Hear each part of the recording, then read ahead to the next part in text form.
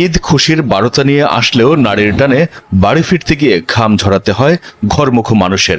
বাড়ি ফেরার যুদ্ধে অংশ নিয়ে অনেক ক্ষেত্রে প্রাণহানির ঘটনাও ঘটে। তবু বাড়ি যেতে হয়, আনন্দ ভাগাভাগি না করতে পারলে ঈদও মাটি হয়। বাড়ির পথে পদে পদে ভোগান্তি ঘরমুখো যাত্রীদের, সবচেয়ে বেশি ভোগান্তি ট্রেন যাত্রীদের। উত্তরের জনপদের বাসিন্দাদের এ যেন এক নিয়তি। প্রতিবছর দুর্ভোগ মাথায় নিয়ে ঈদ আসে, আবার চলেও যায়, কিন্তু অব্যবস্থাপনা থেকেই যায় রেল কর্তৃপক্ষের। টিকিট নিয়ে ছিনিমিনি বরাবরের, অনেক ত্যাগের বিনিময়ে টিকিট মিললেও ভিড় ঠেলে নির্ধারিত সিটে যাওয়ার লড়াইয়ে হেরে যান তারা। দখলবাজি সেখানেও।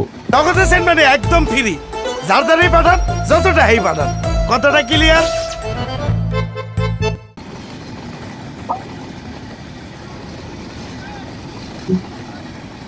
ট্রেনের দরজা দিয়ে ওঠার উপায় নেই, তাই বাধ্য হয়ে জানালাই সহজ রাস্তা। সিট পেতে নারী শিশুদের সীমাহীন দুর্ভোগ যোগ হয় ঈদ আনন্দে, যদিও কারো কারো কাছে এটাই উপভোগ্য। কমলাপুর স্টেশন থেকে বগিতে জায়গা পেলেও বিমানবন্দর স্টেশন থেকে ভেতরে ঢোকার সুযোগ খুবই কম। বাধ্য হয়ে বেছে নিতে হয় ঝুঁকিপূর্ণ ছাদযাত্রা।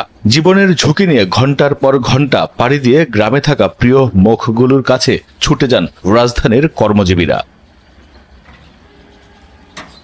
ট্রেনের এই ঝক্কি যারা নিতে পারেন না, ব্যক্তিগত পরিবহন কিংবা বাস যাত্রায় অংশ নিলেও সুখবর নেই সেখানেও। উত্তরের জনপদে যেতে প্রতি বছর টাঙ্গাইল মহাসড়কে 20, 30 কিংবা 40 কিলোমিটার পর্যন্ত যানজট সহ্য করে তবেই বাড়ি পৌঁছানো যায়।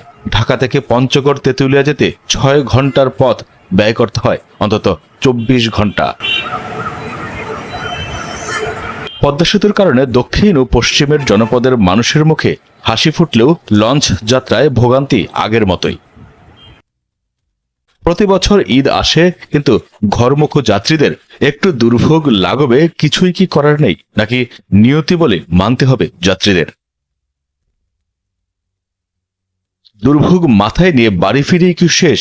না, ঈদে বাড়ি ফিরতে কিংবা বাড়ি থেকে আবার কর্মস্থলে ফিরতে গিয়ে প্রতিটি ঈদে সড়ক মহাসড়কে ঘটে অন্তত 300 থেকে 500টি দুর্ঘটনা। এতে যে মৃত্যুর মিছিল, তাতে আর্থিক ক্ষতি প্রায় 3000 কোটি টাকা।